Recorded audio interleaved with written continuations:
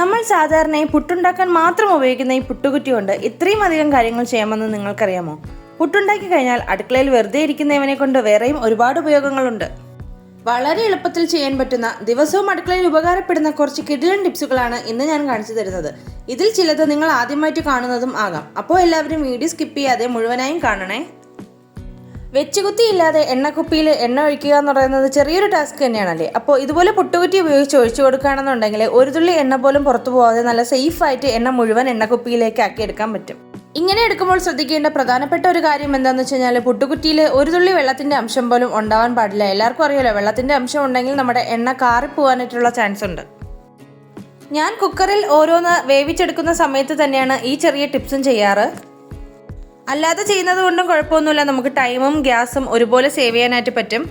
ഇതിപ്പോൾ ഞാൻ തലേ ദിവസത്തെ ഇഡ്ഡലി നന്നായിട്ടൊന്ന് ആവിയേറ്റി എടുക്കുന്നുണ്ട്. സാധാരണ ഞാൻ ഇഡ്ഡലി ഇങ്ങനെ ആവിയേറ്റി എടുക്കുന്നത് നമ്മുടെ നീളത്തിനുള്ള പുട്ടുകുറ്റിയിൽ വെച്ചിട്ടോ അല്ലെങ്കിൽ ഇഡ്ഡലി പാത്രത്തിൽ വെച്ചിട്ടോ ആയിരിക്കും. ഇഡ്ഡലി പാത്രത്തിൽ വെക്കുമ്പോൾ നമുക്ക് അത് ഭയങ്കര ഒരു ജോലിയായിട്ട് എനിക്ക് തോന്നാറുണ്ട്. കാരണം ആ പാത്രം മുഴുവൻ കഴുകണം, പിന്നെ അത്രയും സമയവും നമുക്ക് എടുക്കും. പിന്നെ പുട്ടുകുറ്റിയിൽ വെക്കുമ്പോൾ ഉള്ള പ്രശ്നം എന്താണെന്ന് വെച്ച് കഴിഞ്ഞാൽ, നീളത്തിനുള്ള പുട്ടുകുറ്റിയുടെ ആ വാ ചെറുതായതുകൊണ്ട് തന്നെ ഇഡ്ഡലി ഇങ്ങനെ എനിക്ക് കീറി പോകാറുണ്ട്. ഇത് പക്ഷേ അങ്ങനെയൊന്നുമില്ല. ഇഡ്ഡലി മാത്രമല്ല, നമുക്ക് ഇടിയപ്പവും ചപ്പാത്തിയും പൊറോട്ടയും നമ്മുടെ മോമോസും കുഴക്കട്ടയും അങ്ങനെ എന്ത് വേണമെങ്കിലും ഇതുപോലെ നല്ല ആവിയേറ്റി നല്ല സോഫ്റ്റ് ആയിട്ട് തന്നെ എടുക്കാം. വെറും 3 മിനിറ്റ് സമയം മാത്രമാണ് ഞാൻ ഇഡ്ഡലി സ്റ്റീം ചെയ്യാൻ എടുത്തത്. അതേ കണ്ടില്ലേ, നല്ല സോഫ്റ്റ് ആയിട്ട് തന്നെ ഇഡ്ഡലി കിട്ടിയിട്ടുണ്ട്. ഇനി നമുക്ക് 2 മുട്ട ഇതുപോലെ ഒന്ന് സ്റ്റീം ചെയ്തെടുക്കാം. ഞാൻ ആദ്യമൊക്കെ 20 മിനിറ്റ് വരെയൊക്കെ നമ്മുടെ ഗ്യാസിൽ വെച്ച് മുട്ട തിളപ്പിച്ച് അങ്ങനെയായിരുന്നു എടുത്തുകൊണ്ടിരുന്നത്. പിന്നീടാണ് ഞാൻ കുക്കർ യൂസ് ചെയ്ത് തുടങ്ങിയത്. കുക്കറിൽ ഏകദേശം ഒരു 5 മിനിറ്റ് ഒക്കെ വെക്കുമ്പോൾ മുട്ട നന്നായിട്ട് കിട്ടാറുണ്ട്. പക്ഷേ കുക്കറിൽ വെച്ച് കഴിയുമ്പോൾ മുട്ട ഇങ്ങനെ പൊട്ടിപ്പോവാറുണ്ട്. എപ്പോൾ വെച്ചാലും പൊട്ടിപ്പോവാറുണ്ട്. പക്ഷേ ഇതുപോലെ സ്റ്റീം ചെയ്തെടുക്കുമ്പോൾ അങ്ങനെ ഒന്നും സംഭവിക്കില്ല. അതേ, മുട്ടയൊന്നും പൊട്ടിപ്പോവാറേ ഇല്ല. പിന്നെ മുട്ട വെക്കുമ്പോൾ നമുക്ക് ചെറിയൊരു പേടി തോന്നും. എനിക്കും ആദ്യം ഒരു പേടി തോന്നിയിട്ടുണ്ടായിരുന്നു. കാരണം കുറച്ചിങ്ങനെ നമ്മുടെ പുട്ടുകുറ്റി ഇങ്ങനെ ഷഫിൾ ചെയ്യും പോലെ തോന്നും. അത് പേടിക്കേണ്ട ആവശ്യമൊന്നുമില്ല. അത് അങ്ങനെയാണ്, മുട്ട അങ്ങോട്ടും ഇങ്ങോട്ടും തമ്മിൽ തട്ടുന്നതിൻ്റെ ആ ഒരു ശബ്ദമാണ് കേൾക്കുന്നത്. ഞാൻ വെറും 5 മിനിറ്റാണ് മുട്ട ഇതുപോലെ സ്റ്റീം ചെയ്യാനായിട്ട് എടുത്തത്. എനിക്ക് ഏറ്റവും ടൈം സേവിംഗ് ആയിട്ട് തോന്നിയിട്ടുള്ളത് ഈ ഒരു മെത്തേഡ് തന്നെയാണ്. അതേ കണ്ടില്ലേ, ഉപ്പൊന്നും ഇടാതെ തന്നെ നമ്മുടെ മുട്ട നന്നായിട്ട് തോടിളകി വന്നിട്ടുണ്ട്. അടുത്തതായി ഞാൻ സാലഡിന് വേണ്ടി കുറച്ച് ചിക്കൻ ഒന്ന് സ്റ്റീം ചെയ്തെടുക്കുവാണ്. അതിനുവേണ്ടി നമ്മുടെ ചിക്കനിലേക്ക് കുറച്ച് കുരുമുളക് പൊടിയും ഉപ്പും കൂടി ആഡ് ചെയ്ത് നന്നായിട്ടൊന്ന് തിരുമ്മി എടുത്തിട്ടുണ്ട്.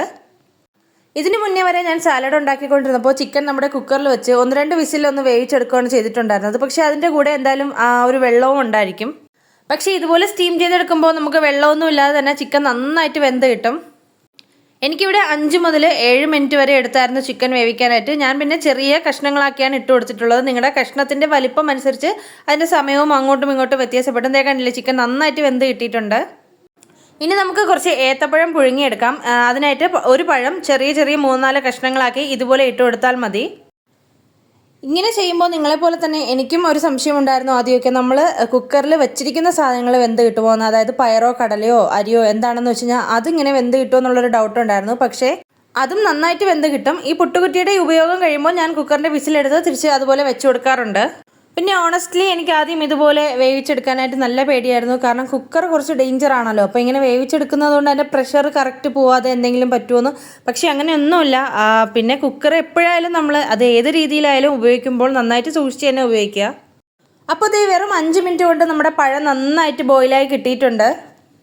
ഇത് ഞാൻ നമ്മുടെ കിങ്ങിണിക്കുട്ടിക്ക് വേണ്ടിയിട്ടാണ് പഴം ഇതുപോലെ വേവിച്ചെടുത്തത്. അവൾക്ക് ഇങ്ങനെ കഴിക്കുന്നത് ഒട്ടും തന്നെ ഇഷ്ടമല്ല. അപ്പോൾ അവൾക്ക് വേണ്ടിയിട്ടായതുകൊണ്ട് തന്നെ ഞാനിത് കുറച്ച് നെയ്യിൽ മൂപ്പിച്ച് അങ്ങനെ കുറച്ച് പഞ്ചസാരയൊക്കെ ഇട്ട് അങ്ങനെയാണ് കൊടുക്കുന്നത്. ഏത്തപ്പഴം ഇഷ്ടമല്ലാത്ത കുട്ടികൾക്കും പിന്നെ കുഞ്ഞുങ്ങൾക്ക് കുറച്ച് ഹെൽത്തി ആയിട്ട് കൊടുക്കാനും നിങ്ങൾക്ക് ഇതുപോലെ ചെയ്ത് കൊടുക്കാവുന്നതാണ്. കുട്ടികൾക്ക് മാത്രമല്ല, നമ്മൾ വലിയവർക്കും ഇത് കഴിക്കാവുന്നതേ ഉള്ളൂ. പക്ഷേ ഏത്തപ്പഴം പുഴുങ്ങുന്നതിനേക്കാളും രുചി കുറച്ചുകൂടി ഇങ്ങനെ അല്ലാത്ത റോ ഏത്തപ്പഴം ഉണ്ടല്ലോ, അതിങ്ങനെ നെയ്യിൽ മൂപ്പിച്ചെടുക്കുന്നതാണ്. പിന്നെ അവളിങ്ങനെ കഴിക്കില്ല എന്ന് പറഞ്ഞതുകൊണ്ട് മാത്രമാണ് ഞാൻ കുറച്ച് നെയ്യിൽ ഇങ്ങനെ ചെയ്ത് കൊടുക്കാമെന്ന് കരുതിയത്.